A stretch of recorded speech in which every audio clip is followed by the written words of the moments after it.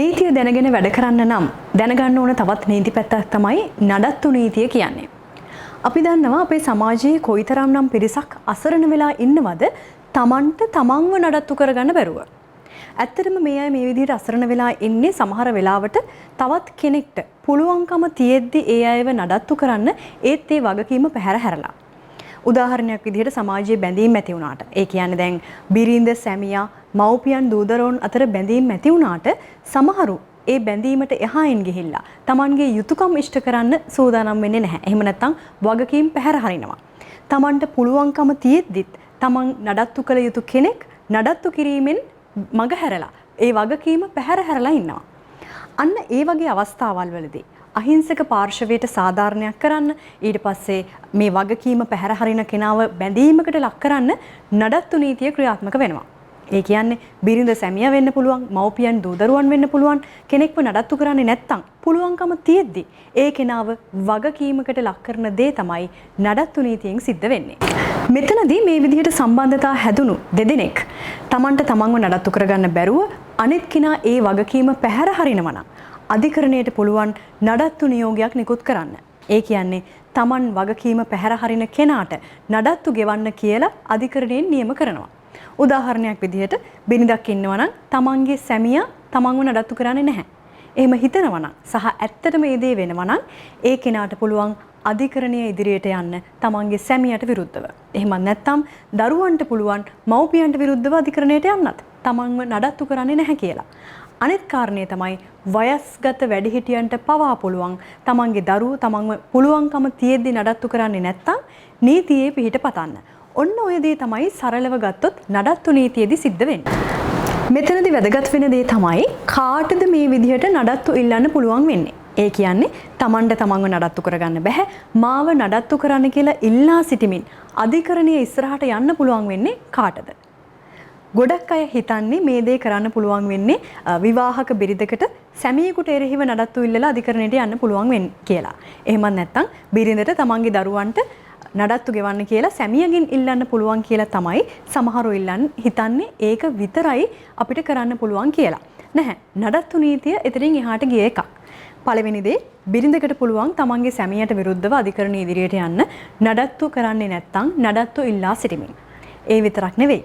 සැමියෙකුට උනත් පුළුවන් තමන්ට තමන්ව නඩත්තු කරගන්න බැරි නම් බිරිඳට පුළුවන්කම තියෙද්දි තමන්ව නඩත්තු කරගන්නේ නැත්නම් අධිකරණ ඉදිරියට ගිහිල්ලා නඩත්තු ඉල්ලන්න.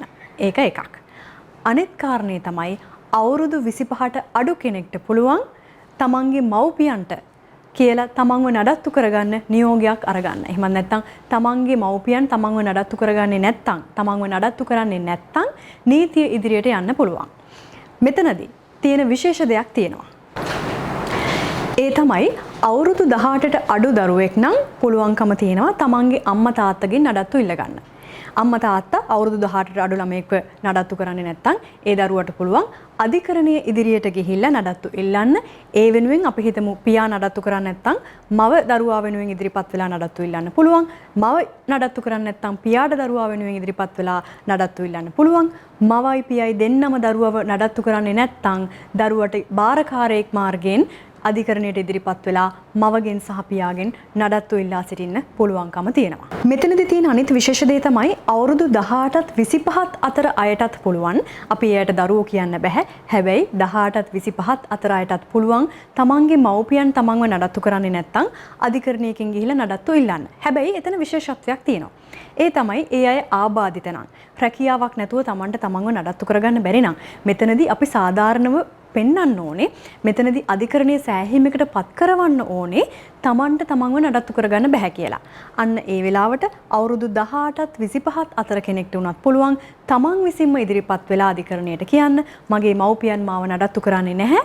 ඒ අයට පුළුවන්කම තියෙද්දි මට මාව නඩත්තු කරගන්න විදිහක් නැහැ. ඒ නිසා ඒ අයගෙන් මට නඩත්තු සඳහා මාසික දීමනාවක් ලබා දෙන්න කියලා. එතකොට අධිකරණය කරුණු සලකා බලා නඩත්තු නියෝගයක් නිකුත් කරනවා. ඒ කියන්නේ අදාළ මව්පියන් නම් මව්පියන්ට නියෝගයක් නිකුත් කරනවා. ඔබ මාසිකව මේ මුදලක් නිශ්චිත මුදලක් දරුවා වෙනුවෙන් ගෙවන්න ඕනේ කියලා. මෙතනදී තියෙන අනිත් විශේෂ දේ තමයි අවුරුදු 25ට වැඩි කෙනෙක් වුණත් ආබාධිත නම් ඒ කෙනාට පුළුවන් තමන්ව නඩත්තු කරවන්න කියලා මුළු ජීවිත කාලයටම හරියන්න නඩත්තු නියෝගයක් ලබා ගන්න. ඒ කියන්නේ මව්පියන් බැඳිලා ඉන්නවා අවුරුදු 25ට වැඩි වුණත්. ඒ කියන්නේ වයස කීය වුණත් ආබාධිත කෙනෙක් නම් ඒ කෙනාව නඩත්තු කරන්න මව්පියන් පුළුවන්කම තියාගෙනත් නඩත්තු කරන්නේ නැත්නම් තමයි අධිකරණය මේ විදිහට නඩත්තු නියෝගයක් නිකුත් කරන්නේ අවුරුදු 25ට වැඩි ආබාධිත කෙනෙක්වත් නඩත්තු කළ යුතුයි කියලා. ඒ වගේම යම්කිසි දරුවෙක්ව රැක බලා ගන්න කෙනෙක් ඉන්නවනම් ඒ කියන්නේ අම්මා තාත්තා ගාව නෙමෙයි දරුවා ඉන්නේ. දරුවා වෙනත් බාරකාරයෙක් ගාව ඉන්නවා. ඒ ඉන්නකොට අම්මයි තාත්තයි මේ දරුවා ගැන බලන්නේ නැත්තම් අම්මයි තාත්තයි පුළුවන්කම තියෙද්දිත් දරුවව නඩත්තු කරන්නේ නැහැ. එහෙම අවස්ථා එන්න පුළුවන්. සමහර විට සමහර දරුවෝ අම්මා තාත්තත් එක්ක නෙවෙයි ඉන්නේ. ආච්චි අම්මා සීයා වෙන්න පුළුවන්, නැන්ද කෙනෙක් වෙන්න පුළුවන්, මාමා කෙනෙක් වෙන්න පුළුවන්, බාරකාරයෙක් යටතේ ඉන්නවා. එහෙම ඉන්නකොට අම්මයි තාත්තයි පුළුවන්කම තියාගෙන මේ දරුවව නඩත්තු කරන්නේ නැහැ. අන්න ඒ වෙලාවට ඒ කියන බාරකාරයාට පුළුවන් අධිකරණ ඉස්සරහට ගිහිල්ලා මව්පියන්ට විරුද්ධව, ඒ කියන්නේ දරුවගේ මව්පියන්ට විරුද්ධව නඩත්තු නියෝගයක් ලබා ගන්න. මෙතනදී මතුවෙන තවත් ප්‍රශ්නයක් තමයි දැන් විවාහයකින් පිට දරුවෙක් නම්. ඒ කියන්නේ යුවලක් විවාහ වෙන්නේ නැතුව එයාට දරුවෙක් ලැබිලා නම්. එතකොට කාටද මේ නඩත්තු නියෝගය නිකුත් කරන්නේ? එහෙම නැත්නම් කවුද මේ දරුවව නඩත්තු කරන්න බැඳිලා ඉන්නේ? මෙතනදී අනිවාර්යයෙන්ම මව මේ දරුවා නඩත්තු කරන්න බැඳිලා ඉන්නවා.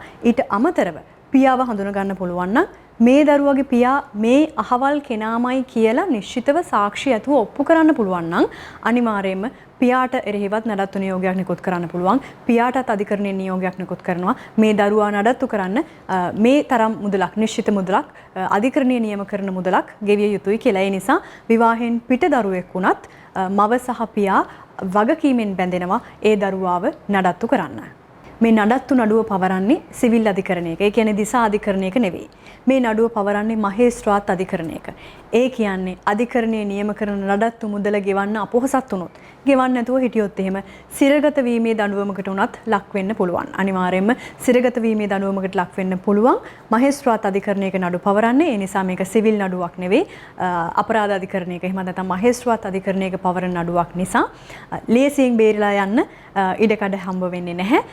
අනිවාර්යයෙන්ම ඒ වගකීමට යටත් වෙන්න සිද්ධ වෙනවා. එහෙම නැත්නම් පැහැර හැරියොත් සිරගත වීමේ දඬුවම් පවා විඳින්න සිද්ධ වෙනවා. යම්කිසි කෙනෙකුට කවුරු හරි කෙනෙක්ට විරුද්ධව නඩත්තු නඩුවක් ගොනු කරලා තියෙන වෙලාවක කෙනෙක්ට හිතෙන්න පුළුවන් හරි අපි අධිකරණයේ මගහැරලා ඉන්නවා. අධිකරණයට ගියොත් නේ අපිට මේ නියෝගය ලැබෙන්නේ. අපි අධිකරණයේ මගහැරලා ඉන්නවා කියලා හිතුවොත් කලින් කිව්වා වගේ මහේස්ත්‍රාත් අධිකරණයක නඩුව පැවරෙන්නේ. ඒ නිසා අනිවාර්යයෙන්ම අධිකරණයට ගෙන්වා ගැනීම සඳහා වරින්තු නිකුත් කළා අත්අඩංගුවට අරන් අධිකරණයට ඉදිරිපත් කළා. ඒ සම්බන්ධ නීති කටයුතු එහෙම සිද්ධ වෙනවා. ඒ නිසා කාටවත් මේ පැවරෙන නඩුවකින් බේරිලා ඉන්න ලැබෙන්නෙත් නැහැ. අධිකරණයේ ඉස්සරහට මේ වගේ නඩත්තු ඉල්ලගෙන කෙනෙක් ආවොත් එහෙම නඩත්තු මුදලක් නියම කරන්න කලින් මොනවද අධිකරණය සලකලා බලන්නේ? ඉල්ලුව ගමන්ම නඩත්තු නියෝගයක් ලැබෙන්නේ නැහැ. ඒ කියන්නේ කෙනෙක් මොනවා හරි කරුණු ටිකක් කියලා අධිකරණයේ ඉස්සරහට ඇවිල්ලා මාව නඩත්තු කරන්නේ නැහැ මෙයා. මට නඩත්තුවක් ඉල්ලලා දෙන්න කියලා කිව්ව ගමන්ම අධිකරණය නඩත්තු නියෝගයක් නිකුත් කරන්නේ නැහැ. අධිකරණය විශේෂ කරුණු කීපයක් සලකලා බලනවා. පළවෙනි එක තමයි මේ විදිහට නඩත්තුව ඉල්ලන කෙනාට ඇත්තටම තමන්ට නඩත්තු කරගන්න බැරිද? ඇත්තටම මේ හැකියාව නැද්ද කියන දේ සලකලා බලනවා. අනිත් එක තමයි දැන් මේ වගකීම පැහැර හැරලා තියෙන පාර්ශවයට තියෙන ගෙවීමේ හැකියාව. එහෙම නැත්නම් අනිත් කෙනාව නඩත්තු කරන්න ඇත්තටම යාට හැකියාවක් තියෙනවද කියන දේ බලනවා. ඒ වගේම දැන් මම ඉස්සෙල්ලා කිව්වා අවුරුදු 18ත් 25ත් අතර අයටත් නඩත්තු ඉල්ලන්න පුළුවන්.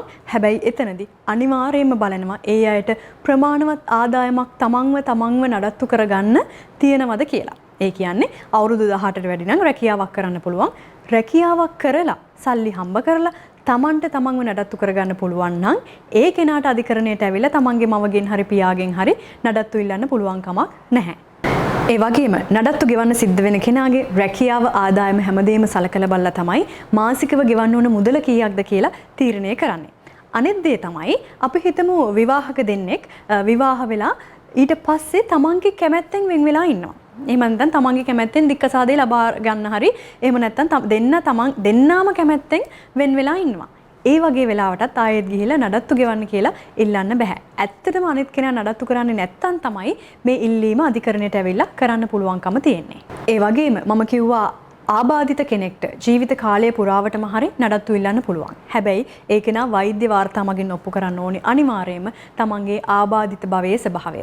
සුව කරන්න බැරි එකක් නම් එහෙම නැත්නම් ජීවිත කාලයටම කොහොමත් අනිවාර්යෙන් තියෙන ආබාධිත භාවයක් නම් වෙනත් රැකියාවක් කරගන්නම බැරි නම් තමන්ට තමන්ව නඩත්තු කරගන්න බැහැ කියන බව ඔප්පු කරන්න ඕනේ.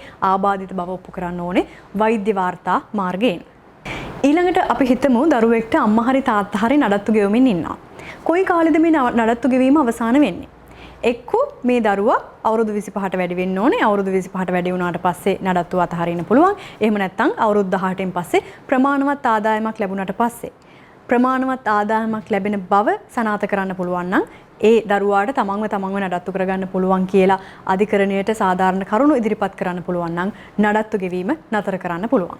ඒ වගේම අවුරුදු 18ට වැඩි දරුවෙක් විවාහ වුණොත් එහෙම එතනින් එහාට මව්පියන් ඒ දරුවා නඩත්තු කරන්න බැඳෙන්නේ නැහැ. ඒ කියන්නේ නඩත්තු ගෙවමින් හිටියත් ඒ නඩත්තු ගෙවීම නතර කරන්න මව්පියන්ට පුළුවන්. අනිත් කාරණේ අපි හිතමු අධිකරණයකින් නඩත්තු නියෝගයක් ලැබුණා. නඩත්තු ගෙවමින් ඉන්නවා. නඩත්තු ගෙවීම පැහැර හැරියොත් එහෙම මොන වගේ දේවල් වල විඳින්න සිද්ධ වෙන්නේ? එහෙම නැත්නම් Tamanට මොන වගේ දේවල් වලට මුහුණ දෙන්න සිද්ධ වෙන්නේ? කියන ප්‍රශ්නෙත් ගොඩක් අයට තියෙනවා. නඩත්තු ගෙවමින් ඉන්න කෙනෙක් අධිකරණ නියෝගයකට අනුව නඩත්තු ගෙවීම පැහැර හැරියොත් අනිවාර්යයෙන්ම සිරදඬුවම් විඳින්න සිද්ධ වෙනවා. ඒක අධිකරණයට වාර්තා කරාට පස්සේ අධිකරණ නියෝගය පැහැර හරිමින් සිටිනවා කියන කාරණේ අධිකරණයට දැනුම් දුන්නට පස්සේ අනිවාර්යයෙන්ම ඒ සඳහා දණ්ඩනයකට යටත් වෙන්න සිද්ධ වෙනවා. ඒ වගේම තමයි මේ නඩත්තු නඩුවලදී අදාළ නඩත්තු නොගෙවන වගකීමෙන් බැඳිලා ඒ වගකීම ඉෂ්ට නොකරන පාර්ශවයේ විදෙස් ගමන් තහනම් කරන්න පුළුවන්කම තියෙනවා. ඒ කියන්නේ නඩත්තු ගෙවීම පැහැර හැරමින් ඉඳලා අධිකරණයේ ගිහිල්ලා නඩුවක් ගොනු කරලා ඒ නඩුවට ඉදිරිපත් වීම වැළකෙනවා නම් එහෙම නැත්නම් නඩත්තු ගෙවීම පැහැර හැරී කියලා කෙනෙක්ට හිතෙනවා නම් ඉල්ලීමක් කරන්න පුළුවන් විදේශ ගමන් නතර කරන්න කියලා. ඒ වගේම දැනටත් නඩත්තු ගෙවීම පැහැර හැරමින් ඉන්න කෙනෙක්ට අධිකරණ නියෝගය මත විදේශ ගමන් තහනමක් ලබා ගන්න පුළුවන්කම තියෙනවා. නඩත්තු නොගෙවන කෙනෙක් ඉන්නවා නම් ඒ අය නඩත්තු ගෙවීම පැහැර හැරලා තියෙනවා නම් අධිකරණයට පුළුවන් නියෝගයක් නිකුත් කරන්න සේවා යෝජකයාට. ඒ කියන්නේ එයා රැකියාව කරන තැනට දන්වල යවන්න පුළුවන් මේ කෙනාගේ වැටුපෙන් අඩු කරලා එයාගෙන් නඩත්තු ලැබිය යුතු අයට ඒ මුදල් ගෙවන්න කියලා. අනිවාර්යයෙන්ම අධිකරණයේ සාමාන්‍යයෙන් ඒ නියෝගය ලබා දෙනවා. ඒ තරම් දුරට වගකීම් පැහැර හරිනවා නම් සහ නඩත්තු ගෙවිය යුතු කෙනෙක් ඒක පැහැර හැරලා ඉන්නවා නම් අධිකරණයට පුළුවන් සේවා යෝජකයාට දැනුම් දීලා ඒ සම්බන්ධයෙන් ක්‍රියා කරන්න උපදෙස් දෙන්න. එතකොට සේවා යෝජකයා බැඳිලා ඉන්නවා අදාළ වැටුපෙන් අඩු කරලා නඩත්තු ගෙවන්න සලස්වන්න ඒ ලැබිය යුතු අයට. මෙතනදී කියන්න ඕන විශේෂම දේ තමයි ගොඩක් වෙලාවට වැඩිහිටියන්ට වයස්ගත වුණාට පස්සේ කොහොමවත් Tamanට තමන්ව නඩත්තු කරගන්න බෑ. අවුරුදු 60 සම්පූර්ණ වුණු වැඩිහිටියෙක් නම් අවුරුදු 60 හෝ 60ට වැඩි නම් ඒ අයටත් පුළුවන් නඩත්තු ඉල්ලන්න. ඒ වැඩිහිටි තැනැත්තන්ගේ අයිතිවාසිකම් ආරක්ෂා කිරීමේ පනත යටතේ ඒ පනත යටතේ ක්‍රියා කරලා තමන්ගේ දරුවන්ගෙන් නඩත්තු ඉල්ලගන්න තමන්ගේ දරුවන්ට කියන්න නඩත්තුවක් දෙන්න කියලා කිවීමේ හැකියාව තියෙනවා මේ වැඩිහිටි තැනැත්තන්ගේ අයිතිවාසිකම් ආරක්ෂා කිරීමේ පනත යටතේ. වැඩිහිටි තැනැත්තන් සඳහා වූ නඩත්තු මණ්ඩලයට ලිපියක් යොමු කරලා තමන්ගේ කාරණය කියලා ඒ සම්බන්ධයෙන් ක්‍රියා කරවන්න වැඩිහිටි පුද්ගලයන්ට පුළුවන්කම තියෙනවා. මේක මෑතකදී වර්ධනය වුණු නීති තත්ත්වයක්. ඒ අනුව වැඩිහිටි පුද්ගලයන්ට උනත් තමන්ගේ දරුවන්ගෙන් නඩත්තු ඉල්ලන්න පුළුවන්. ඒ අනුව සම්පූර්ණයෙන් ගත්තොත් එහෙම මේ නීතිය වර්ධනය කරලා තියෙන්නේ තමන්ට තමන්ව නඩත්තු කරගන්න බැරුව අසරණ වෙලා ඉන්න අයට සාධාරණයක් ඉෂ්ට කරලා දෙන අරමුණින්. ඒ නිසා සමාජ ජීවත් වෙන හැමෝම තමන්ගේ යුතුයකම් වගකීම් ඒ විදිහට ඉෂ්ට කරනවා නම් ගැටලුවක් වෙන්නේ නැහැ, ප්‍රශ්නයක් වෙන්නේ නැහැ. හැබැයි කවුරු හරි අසාධාරණයට ලක් වෙනවා නම් මෙන්න මේ කියපු නීතිය දැනගෙන ඉන්න එක ගොඩක් වටිනවා. ඔය කැමරා පොච්ච කොයි බින්ද මන්ද කරේ? කැමරාල්ගේ දකුණු ආසියාවේ ලොකුම කැමරා මාකට් එක එක්ක ෂොප් එකට නැත්නම් වෙබ් එකට cameraLK.com